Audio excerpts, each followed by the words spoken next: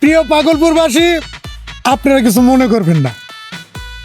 আমার এটা হচ্ছে বাম হাত আর এটা হচ্ছে ডান হাত।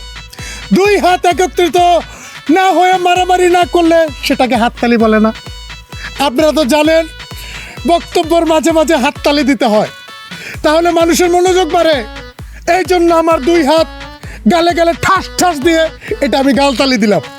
আচ্ছা যাই হোক, আমি আপনাদেরকে কথা দিচ্ছি, এবার পাগলপুর নির্বাচনে আপনারা যদি আমাকে ভোট দিয়ে জয়যুক্ত করেন, আমার এই দুইটা হাত সবসময় আপনাদের মাথার উপর থাকবে।